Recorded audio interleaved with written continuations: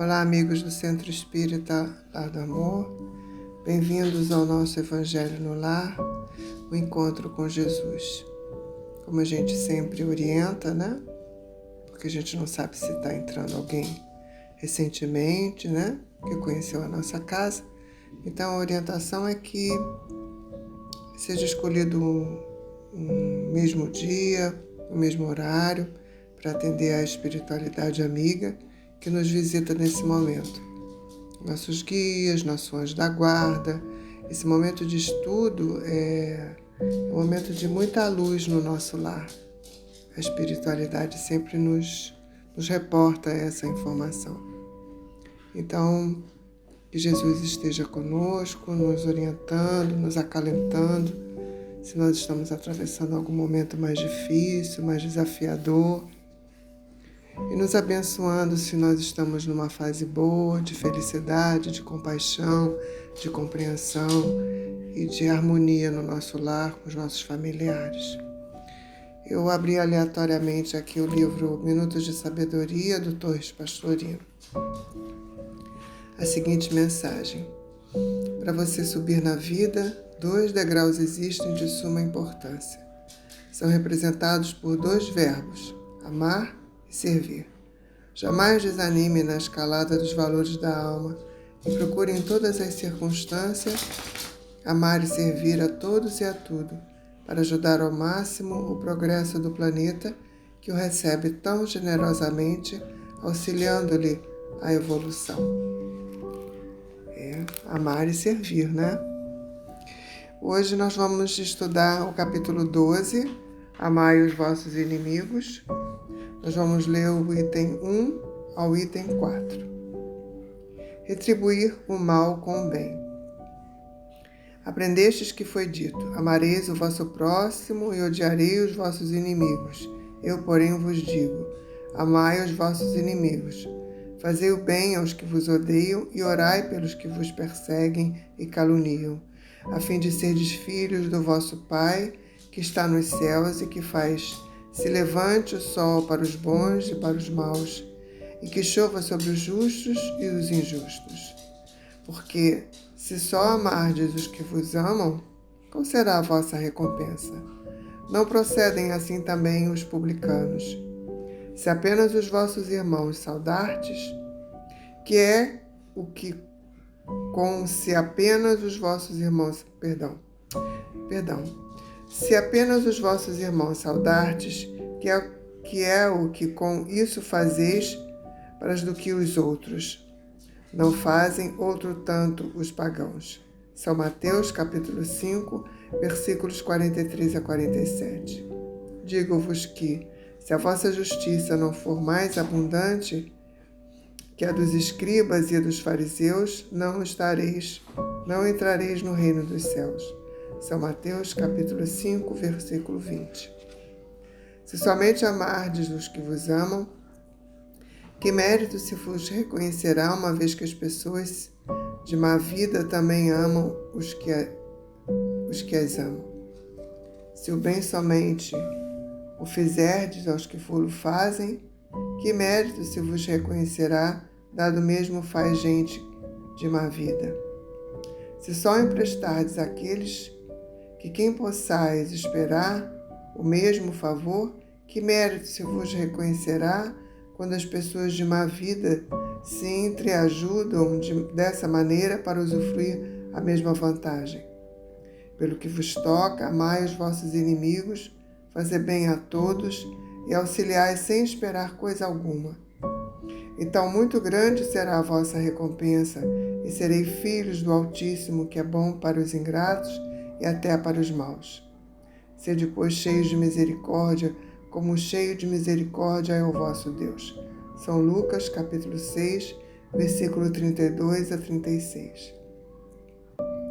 Se o amor do próximo constitui o princípio da caridade, amar os inimigos é a mais sublime aplicação desse princípio, porquanto a posse de tal virtude representa uma das maiores vitórias alcançadas contra o egoísmo e o orgulho. Entretanto, há geralmente equívoco no tocante ao sentido da palavra amar. Nesse passo, não pretendeu Jesus, assim falando, que cada um de nós tenha para com o seu inimigo a ternura que dispensa a um irmão ou amigo. A ternura pressupõe confiança. Ora, ninguém pode depositar confiança numa pessoa sabendo que esta lhe quer mal. Ninguém pode ter para com ela expansões de amizade sabendo-se capaz de abusar dessa atitude. Entre pessoas que desconfiam umas das outras, não pode haver essas manifestações de simpatia que existem entre as que comungam das mesmas ideias.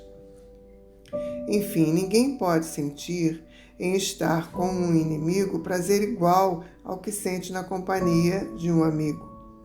A diversidade na maneira de sentir nessas duas circunstâncias diferentes resulta mesmo de uma lei física, a da assimilação e da repulsão dos fluidos.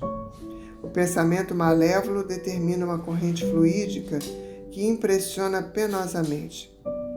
O pensamento benévolo nos envolve no agradável eflúvio.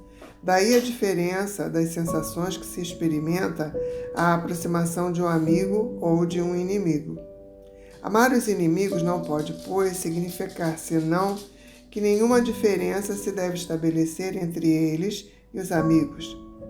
Se este preceito parece de difícil prática, impossível mesmo é apenas por entender-se falsamente que ele manda se dê no coração, assim ao amigo como ao inimigo, o mesmo lugar. Uma vez que a pobreza da linguagem humana obriga que nos sirvamos do mesmo termo para exprimir matizes diversos de um sentimento, a razão cabe estabelecer as diferenças conforme aos casos. Amar os inimigos não é, portanto, ter-lhes uma afeição que não está na natureza, visto que o contato de um inimigo nos faz bater o coração de modo muito diverso do seu bater ao contato de um amigo.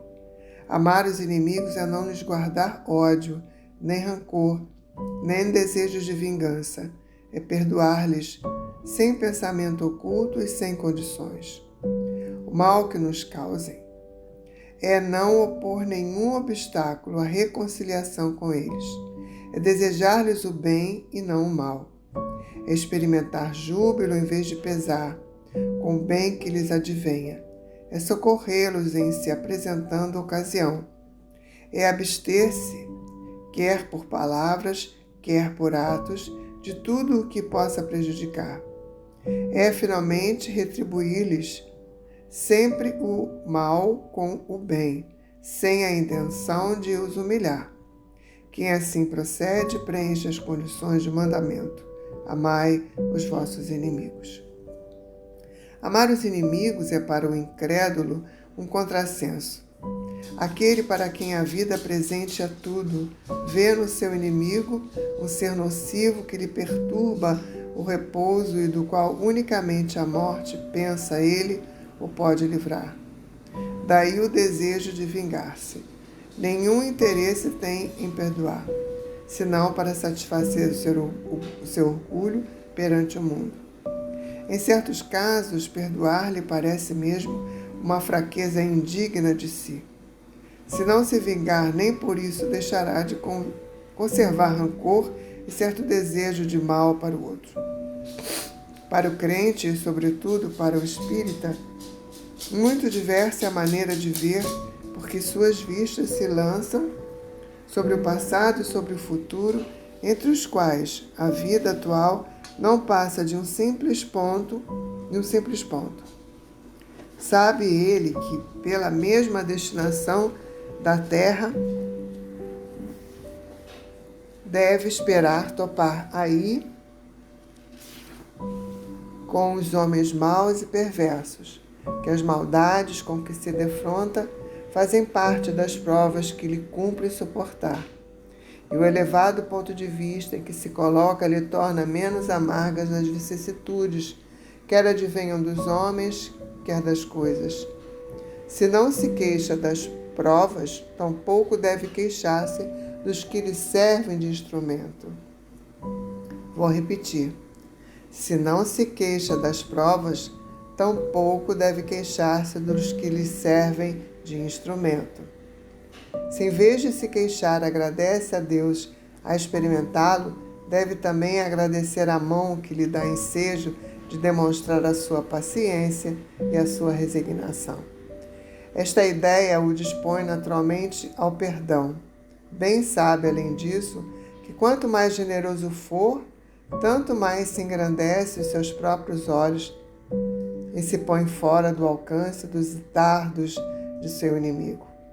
O homem que no mundo ocupa elevada posição não se julga ofendido com os insultos daquele a quem considera seu inferior. O mesmo se dá com o que no mundo moral se eleva acima da humanidade material. Esse compreende que o ódio e o rancor o aviltariam e rebaixariam. Ora, para ser superior ao seu adversário, preciso é que tenha a alma maior, mais nobre, mais generosa do que a deste último. Essa é uma lição muito difícil. Essa é uma lição para a nossa reflexão. Você está com a raiva de alguém? Alguém te provocou desconforto, revolta, raiva, agora, ou há muitos anos atrás, ou alguns anos atrás? Se for há muitos anos, alguns anos atrás, pelo amor de Deus, descarta, se desfaz, manda pensamentos de luz, porque, como ele diz nesse trecho que eu repeti, vou aqui buscar novamente, né? Quando ele diz aqui, perdão, peraí, deixa eu achar aqui. Cadê aqui? Se em vez de se queixar, agradece a Deus o experimentá-lo, deve também agradecer a mão que lhe dá o ensejo de demonstrar essa sua paciência e a sua resignação. É outro trecho. Se não se queixa das provas, tampouco deve queixar-se dos que lhe servem de instrumento. Então, às vezes você passa por alguma situação muito difícil que foi provocada por alguém. Ora, a gente que é espírita, ou quem está começando no espiritismo e está encantado, está achando que e está se sentindo acolhido e achando que está encontrando todas as explicações, porque a gente se sente assim quando chega no espiritismo, encontra explicações, né? E, além do aconchego e do amor. Então, se você está passando por uma adversidade que foi provocada por alguém, esse alguém é um mestre. É ele que vai propiciar a você o exercício do amor ao próximo, o exercício da paciência, da tolerância. E aí a gente volta lá para o início, né? Quando a mensagem, a parábola, amai os vossos inimigos, né?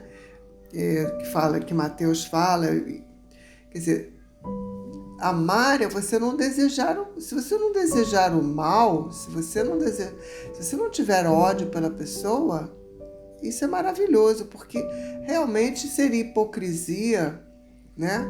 Você ter o mesmo sentimento, a mesma sintonia, a mesma vibração por um amigo, por um amor, né?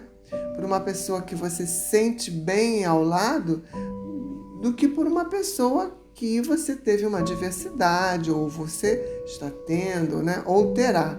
Essa é uma lição para a vida, né? Então, você não tendo esse sentimento de vingança, de desejar o mal para a pessoa, de ficar ruminando essa raiva, nossa, você já caminhou muito. Se você ainda não conseguiu, meu amigo, se esforce, porque a raiva, ela é uma companhia muito adversa para você mesmo, né? Quem recebe o seu sentimento ruim não fica bem. E quando a gente sabe disso, a gente não quer, né? A gente não quer que ninguém receba esse sentimento ruim. Vai metade para lá e metade fica com a gente. Tá bom? Eu peço desculpas se eu falhei um pouco, que eu estou um pouquinho rouca, mas acho que a mensagem foi passada com o meu carinho de sempre e com a minha honestidade. Eu também tenho e tive, meus inimigos, e hoje eu consigo. Às vezes eu penso assim, eu digo, meu Deus, aquela pessoa que me provocou aquilo foi mestre, ensinou muita coisa, tá bom? Jesus amado, muito obrigado por esse encontro amoroso, por essa reflexão, por esses pensamentos de luz que o Senhor provoca sempre na gente. Nos concede a graça, Senhor, de uma boa semana, que nós possamos encontrar no nosso caminho amigos, amores e os mestres que vão nos ensinar a amar o nosso próximo em qualquer circunstância. Que assim seja.